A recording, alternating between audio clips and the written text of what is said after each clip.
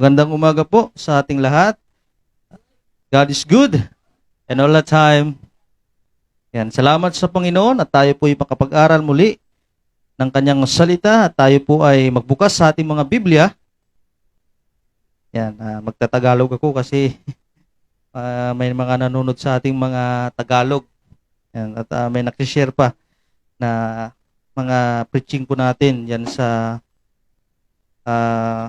ating page at salamat sa mga Kristiyano, anak ng Panginoon na nagsishare ng kanyang mensahe.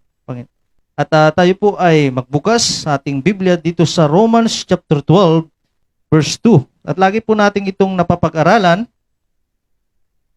Yan, lagi po nating itong napapag-aralan at napakaganda po itong mga verse na ito. Dito sa Romans chapter 12 verse 2. Yan, sabi po ng salita ng Panginoon, "And be not conformed to this world, but be ye transformed by the renewing of your mind, that ye may prove what is that good and acceptable and perfect will of God." Tayo po manalangin. Panginoon, salamat po sa salita po ninyo na aming nabasa at naway kayo po magbigay ng katalinuhan bawat isa po maging blessing po ito, Ama, sa aming spiritual na buhay. Patawarin niyo po kami sa lahat namin nagawang kasalanan. Sa pangalan ni Jesus, Amen. Kaya ang pag-aralan po natin sa umagang ito ay transformation. Transformation. Bilang isang anak ng Panginoon, kailangan po nating mag-transform. Yan, at nakikita po natin dito sa verse 2, sabi niya, salita ng Panginoon, sabi niya, kung maintindihan mo, para maintindihan mo na yung mga will ng Panginoon. Ano ba yung mga will ng Panginoon dito sa verse 2? Unang-una dito ay yung good will at yung acceptable will at yung perfect will of God. So, sabi ng Panginoon, para maintindihan niyo itong mga will ng Panginoon na ito, kailangan mong mag-transform. At isa dito, sabi nga dito, be not conform to this world. Hindi ka makipag-ayon sa mundong ito. Sa libutang ito, sabi po ng Tagalog, mga kapatid. So, yun yung sinabi ng Biblia. At yung baguhin natin dito, unang-una yung ating isip. Diba mga kapatid? Yung isip, yung una. Kasi nga, ito yung naglalayo sa atin, yung ating puso sa ating isip. Kasi kung ano yung nasa puso mo, kung ano yung nasa isip mo, yun yung dahilan kung bakit nawawala ka sa gawain ng ating Panginoon. Yan. So, yan yung sinabi po ng Biblia. Transformation, kailangan tayo mag-transform bilang anak ng Panginoon. Bakit mga kapatid? Itong pag-aaralan po natin dito sa verse 11. Para maging maayos po yung ating pagiging Kristiyano. Para po tayo magiging matransform. Sabi niya po dito sa verse 11, sabi niya, "Not slothful in business." Huwag mga tamad sa pagsusumikap, maningas sa espiritu, maglingkod sa Panginoon. Di ba mga kapatid? Kasi hindi mo ito magawa kung hindi maayos yung ating isip. Kung hindi tayo mag-transform, kung hindi tayo magbago.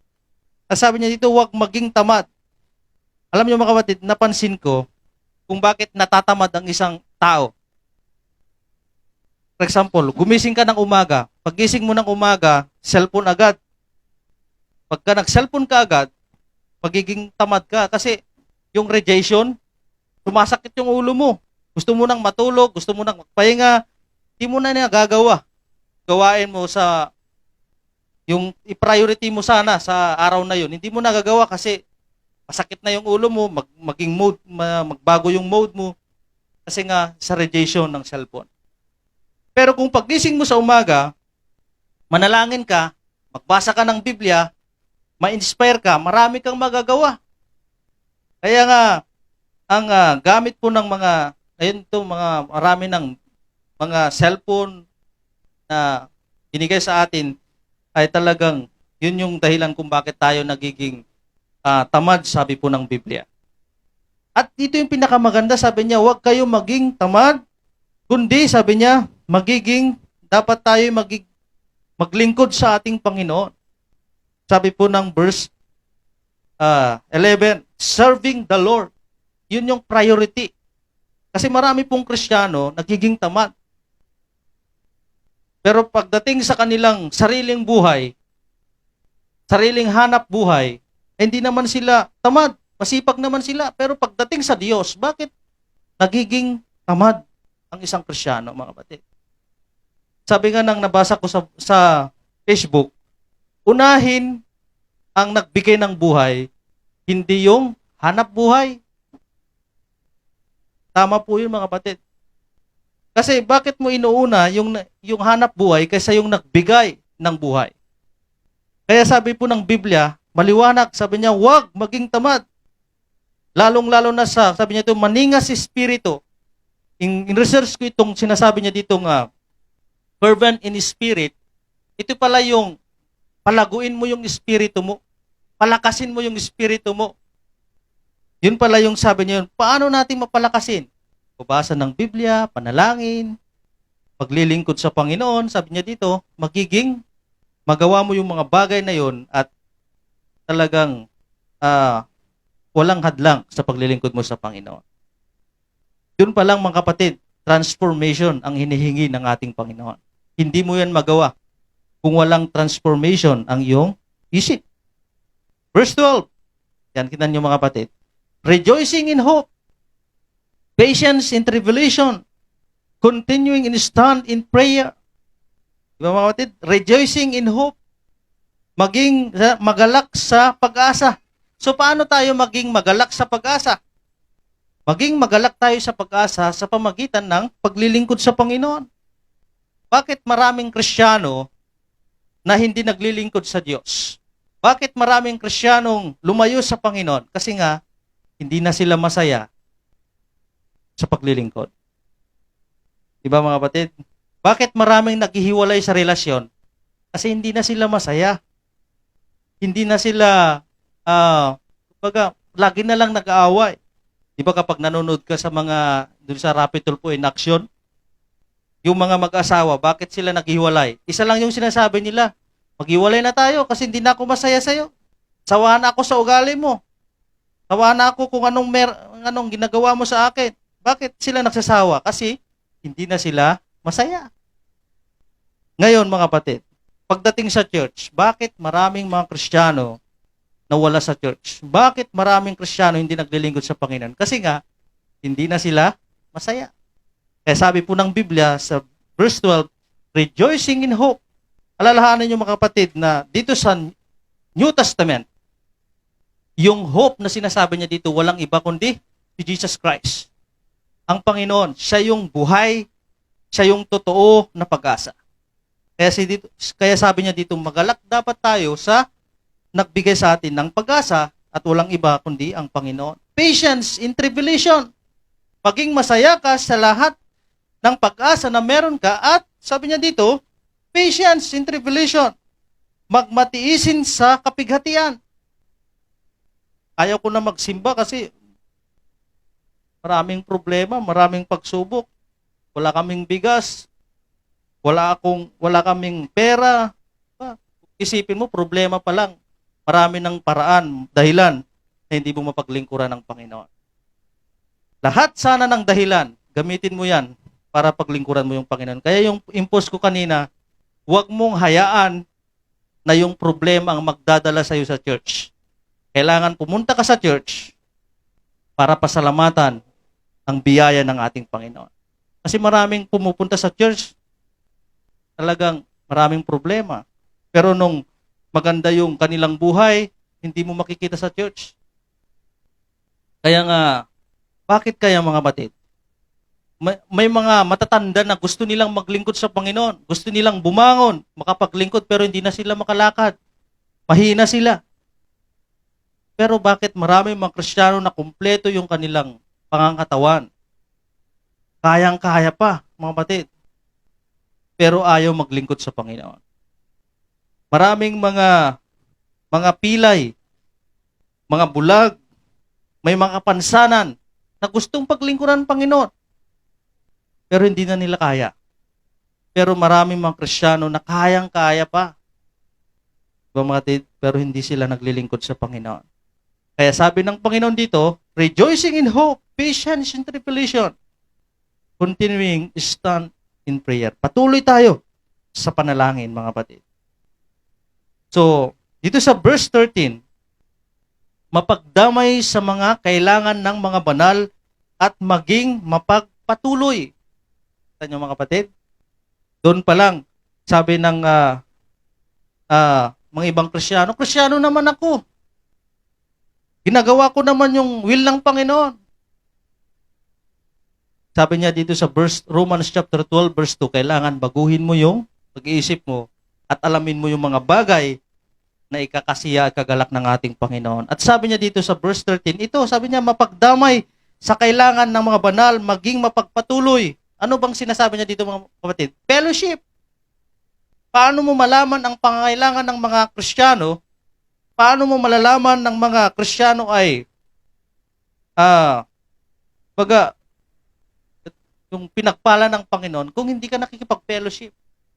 Malalaman mo lang yan, mga kapatid, kung makipag-fellowship ka sa mga Kristiyano. At sabi niya dito, kailangan mapagpatuloy. Finish what we started. Maraming gustong magtagumpay. Pero doon pala sa gitna, sumuko na sila. Finish what we started. Kung ano yung nampisan mo, yun talaga, pagpatuloy mo lang. Kasi pag natapos mo yun, katagumpayan. Kaya sabi niya dito, kailangan, mga batid, na magpatuloy po tayo. So, kailangan magpatuloy. Kaya in-emphasize ang Biblia na magpatuloy po tayo sa gawain ng Panginoon. Magpatuloy po tayo sa paglilingkod. Anumang hirap, anumang pagsubok, anumang struggles, anumang mga bagay na dumating sa ating buhay para ihadlang ni Satanas. Hadlangan tayo ni Satanas para hindi tayo makapaglingkod sa Diyos.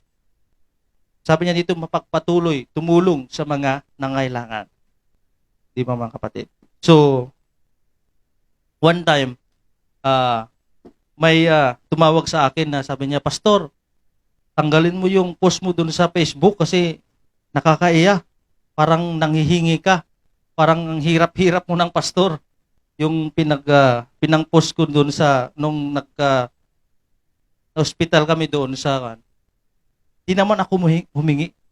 Ang hiningi ko lang prayer, hindi financial. Pero mga batid, may mga tumulong sa akin, pero hindi ko yun hiningi.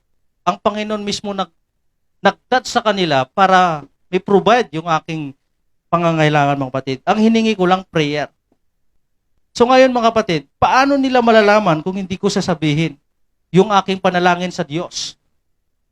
Diba, mga kapatid? Kasi ang Panginoon gusto niya, lumapit tayo sa Kanya at para gagamit siya ng tao para may provide yung ating pangailangan. Sabi niya dito,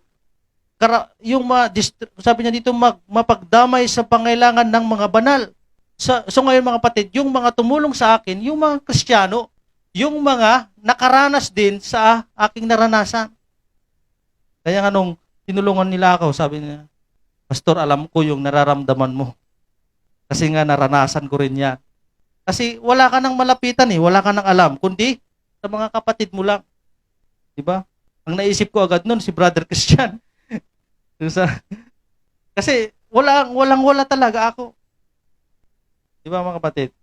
Kaya in-post ko dun sa Facebook na talagang tulungan nyo ako, panalangin nyo ako. Kasi nga, wala na akong alam.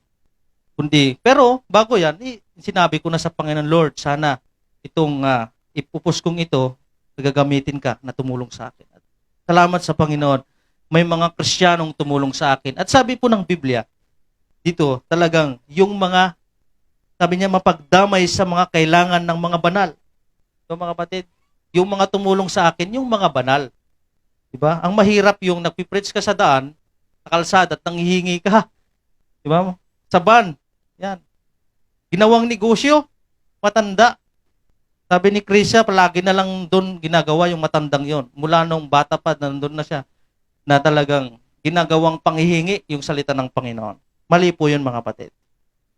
Pero at saka, talaga naman, nakakahiya talaga ang isang pastor na nanghihingi. Kasi ang kaming mga pastor, hindi kami nanghihingi talaga. Pero minsan sa church, di maiwasan talaga na sasabihin namin yung aming pangailangan. Dahil ang nakakaintindi ng pangailangan ng pastor, yung mga banal. So, sabi niya dito, mga kapatid, magpatuloy. Magpatuloy lang. Kasi kung ang pastor talaga nakadepende sa pangangailangan, pwedeng hindi na maglingkod sa ating Panginoon. Di ba mga kapatid? Di ba mga kapatid, kung basihan lamang ang pinansyal ng pastor ay talagang hindi makapaglingkod. Kung basihan lamang na gustong yumaman ng pastor, hindi makapaglingkod. Kaya sabi po ng Biblia na magpatuloy tayo sa gawain ng Panginoon. So, ano pa mga kapatid? Verse 14, ito yung maganda. Sabi niya, bless them which persecute you, bless and curse not. Napakahirap to mga kapatid. Yung umuusig sa'yo, tapos i-bless mo pa, napakahirap to mga kapatid. Meron akong alam na totoo to talaga. Yung kapitbahay namin, sabi niya, dun sa asawa niya, yung partner niya, sabi niya, lagi silang nag-aaway. Tapos ngayon yung asawa na nagmumotor, sabi niya, sana madisgrasya ka na, para mamatay ka na. Alam niyo ang nangyari mga kapatid, yung anak ng nagsabi, namatay kasi parang stepfather lang siya. Wala siyang anak sa kanya, yung babae. Ang nangyari, namatay, nabangga ng motor. Yan yung Sanchez. Kilala niyo siguro yon. Namatay yung bata. Kung na sasabihin yung pangalan. Kita niyo mga kapatid, hinlunod na yung course na kat-isday, yung anak na tinatay. Pangalawa mga kapatid, ito pang sinabi niya, sana mamatay ka na. Alam mo na nangyari mga kapatid? Ngayon, yung nagsabi na mamatay ka na, namatay. Kapitbahay namin namatay. Lagi niyang sinasabi, mamatay ka na, sana mamatay. Siya yung naunang namatay. Kaya mahirap mga kapatid na i-curse mo yung taong kaaway mo. Sabi po ng Biblia, dapat sanang i-bless mo pa. Bakit? Sabi niya sa verse 15, kita niyo. Rejoice with them that do rejoice and weep with them that weep. Dapat makipagrikna ka. Dapat alam mo yung makibagay sa mga anak ng ating Panginoon, mga Kristiyano. Ang tawag dito mga kapatid, fellowship. Di ba mga kapatid, kapag prayer meeting, meron tayong testimony. Di ba, malalaman natin kung ano yung mga ginawa ng ating Panginoon sa atin, kung ano yung mga nangyari sa atin, ano yung mga problema natin, sa pamagitan ng mga testimony natin sa church. So, paano na malalaman yon kung hindi ka naman nagsisimba, kung ikaw ay Kristiyano? Paano naman yung malalaman kung hindi ka naman naki-attend sa church? So, ngayon mga kapatid, sabi po ng Biblia, rejoice with them that do rejoice, and weep with them that weep.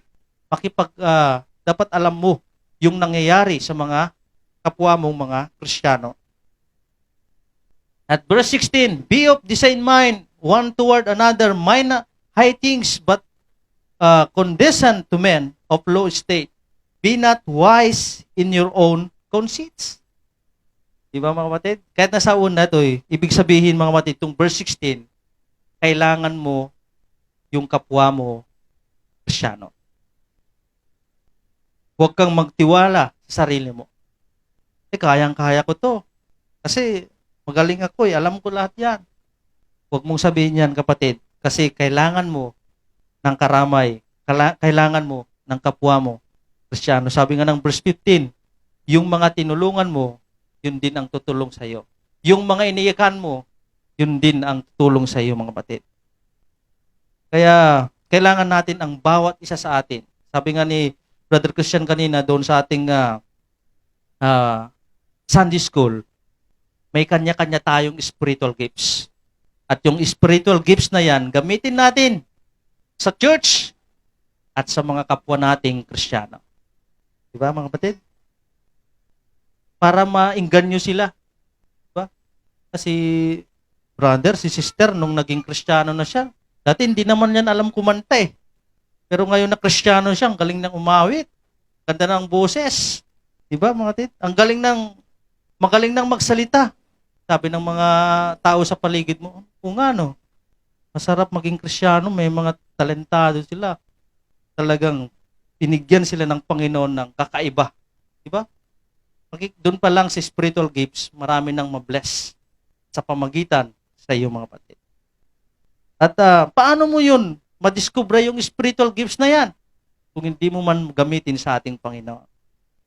Di ba mga kapatid? So, yun mga kapatid na sabi po ng Biblia. Kailangan natin ng bawat isa at sabi niya dito, be of the same mind.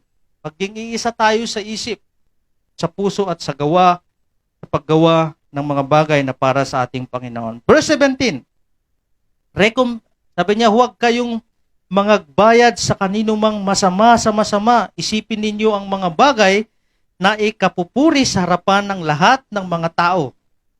At sabi niya dito sa verse 18, sabi niya, kung maari, ayon sa inyong makakaya, ay magkaroon kayo ng kapayapaan sa lahat ng mga tao. Di ba mga kapatid, no? Wala kang kaaway. Di ba ikaw yung payapa?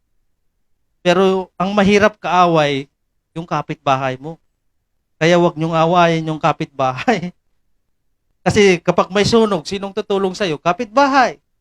Sabi nga ni Rapi Tulfo, mahirap awayin ang kapitbahay. Kasi pag labas mo, di mo alam kung anong gagawin sa'yo ng kapitbahay mo. Diba? Kailangan maging ang unang-unang kaibiganin mo, yung kapitbahay. Para kung meron mang manakit sa'yo doon, ilang tutulong sa'yo, kapitbahay. Kung nasunugan ka, kapitbahay. Kung ninakawang ka, kapitbahay. Tutulong sa'yo mga kapatid.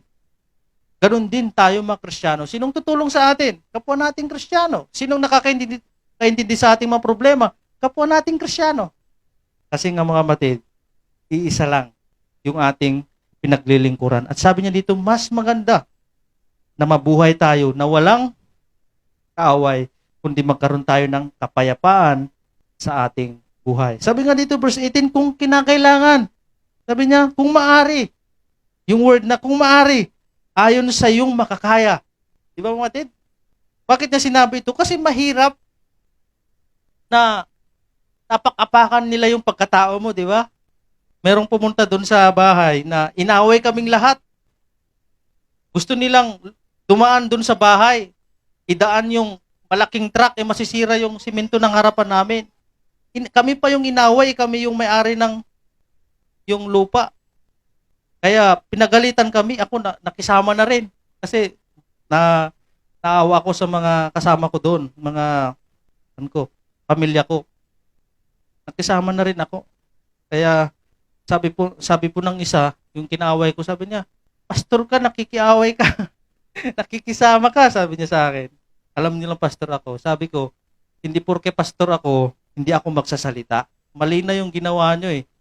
Diba mga kapatid? Kasi mahirap. Sabi nga ng Biblia, sabi niya kung maari. Tama po ng Biblia mga kapatid. Tama po. Kung maari, ayon sa inyong makakaya, ay magkakaroon kayo ng kapayapaan sa lahat ng mga tao. Totoo po yan mga kapatid. Siguro kung ang pastor ay pwedeng manuntok, laging nanununtok yan. Di ba? Alam niyo yung pastor, dalawa lang yung ang pastor magalit na talagang gusto niyang makipag-away. Unang-una, sa pagdadrive. Di ba? Pag ang pastor nagdadrive, tapos naunahan siya, o di kaya nabangga siya, talagang makipagsuntok yung pastor dyan, magagalit yan. Isa pa dyan, ang pastor kapag nagbabasketball, naisiko, di ba, naibangga. Talagang sigurado yan, ang pastor yan, magagalit. Ganun yung nasusubok yung tawag yun, yung temperance ng pastor, mga batid. Yun yung sabi ng mga pastor doon sa Iloilo, kasi nung naglalaro kami, yung kalaban namin mga pastor, gagalit sila. Yan, gusto nila makipag-away sa amin. Yan.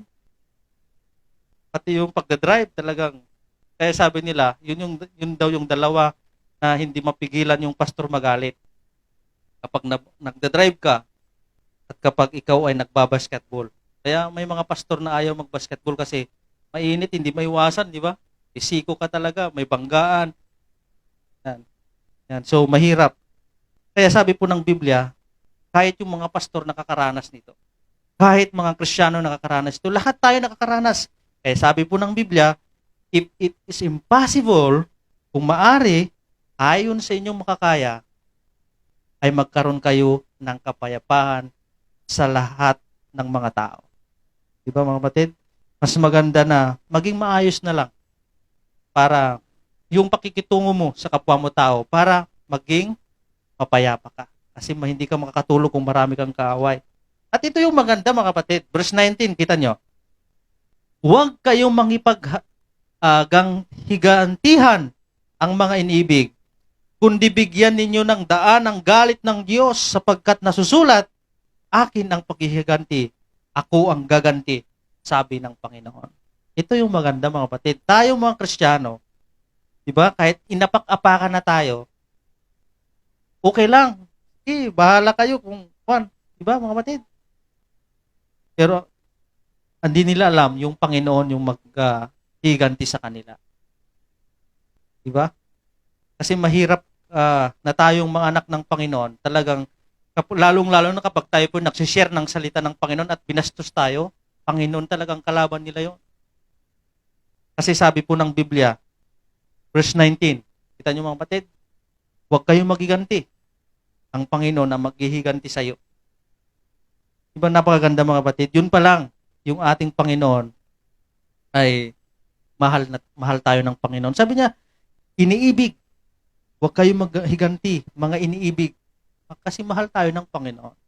Ayaw niya na mapahamak tayo, kaya nga pinoprotektahan niya tayo, tinutulungan niya tayo, tapos ngayon, hahamakin tayo ng tao, sasaktan tayo ng tao, tapos Panginoon, iniingatan niya tayo, tapos tao, gusto niya tayong saktan, ang Panginoon kalaban nila. Sabi ng Panginoon, huwag kayong magiganti, ako magiganti. Kasi kapag tayo nagiganti, masisira yung testimony natin. Masisira yung reputasyon natin bilang Kristiyano. Pero kapag yung Panginoon ang maghiganti sa kanila, ma-realize nila, uy, ko naman to sinaktan Hindi ko naman to, sinaktan ko na ito. Pero talagang buhay yung Diyos nila. So doon pa lang, ma-realize nila na mali yung kanilang ginawa. Di ba mga kapatid? Napaganda na meron tayong Diyos na handang tumulong sa atin, sa ating mga, nasa malapit tayo sa kamatayan. Verse 20, ito yung maganda, sabi niya, therefore, sabi niya, kaya't kung ang iyong kaaway ay magutom, pakainin mo. Kung siya'y mauhaw, painumin mo,